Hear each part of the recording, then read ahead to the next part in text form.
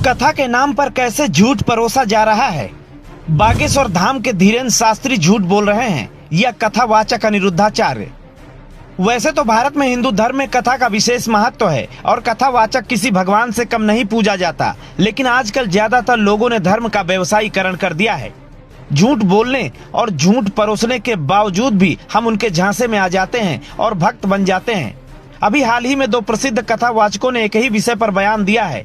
एक कथावाचक अनिरुद्धाचार्य और दूसरे कथावाचक बागेश्वर धाम के धीरेन्द्र शास्त्री। दोनों से उनके भक्तों ने जब सवाल लहसुन प्याज पर पूछा तो दोनों के उत्तर सुनिए और मनन करिए।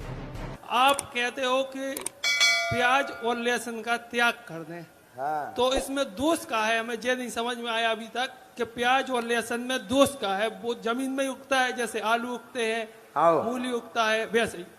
तो हमारे जो भाव दूर करें। बहुत सुंदर। लो अब तुम माइक पकड़े रही हो अवनाई में। प्याज और लहसुन इसीलिए नहीं पाई जाती। बहुत सुंदर प्रश्न है। पहले नंबर तो इन्हें ताली बजा के धन्यवाद दो।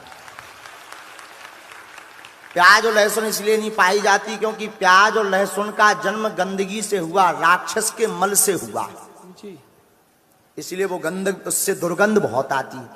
तुमने देखा होगा खा के। मोह बसात अगर बगल में कोई खा के बैठ जाए, अलग मोह बसात।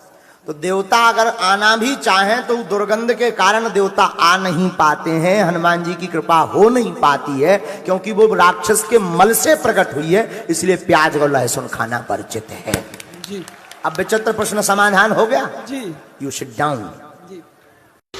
ये जो लहसुन प्याज की उत्पत्ति है, जब समुद्र मंथन हुआ और उसमें अमृत निकला तो अमृत को देवताओं ने पिया। मोहिनी भगवान बांट रहे थे, नारायण मोहिनी बनकर बांट रहे थे अमृत।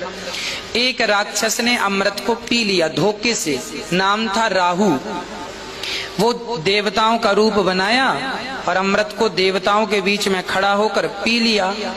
अब जब भगवान को पता चला कि इसने अमृत पिया तो तुरंत उसने अमृत पिया था कि कुछ बूंद अंदर गई, कुछ दो बूंद उसके मुंह पे थी और भगवान ने सुदर्शन से उसका सिर काट दिया।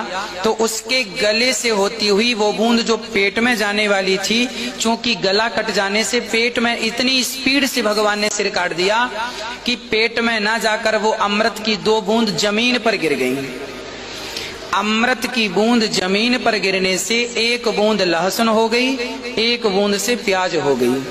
अब बताइए झूठ कौन बोल रहा है या दोनों झूठ बोल रहे हैं। लेकिन कमाल की बात है कि दोनों के भक्त ताली बजा रहे हैं और जय जयकार के नारे भी लगा रहे हैं। बस ऐसी ही झूठ की बिसात पर इनका कारोबार दिन दूनी रात चौगुनी हो रहा है। बागेश्वर धाम के धीरेन्द्र शास्त्री बिना कहे और बिना सुने अपने यहाँ भक्तों के मन की बात जान लेते हैं और इसीलिए वो प्रसिद्ध हैं। पिछले एक साल में इनकी प्रसिद्धि में बेतहाशा वृद्धि हुई है। धीरेन्द्र शास्त्री जाति से ब्राह्मण हैं। दूसरे अनिरुद्धाचार्य मध्य प्रदेश के रहने वाले हैं। हाल ही में एक बच्चे ने इनसे एक सवाल पूछा था कि सबसे पहले सूर्य कहाँ निकलता है, जिसका जवाब जिस तरह से इन्होंने दिया था उसमें ये बखूबी ट्रोल हुए थे।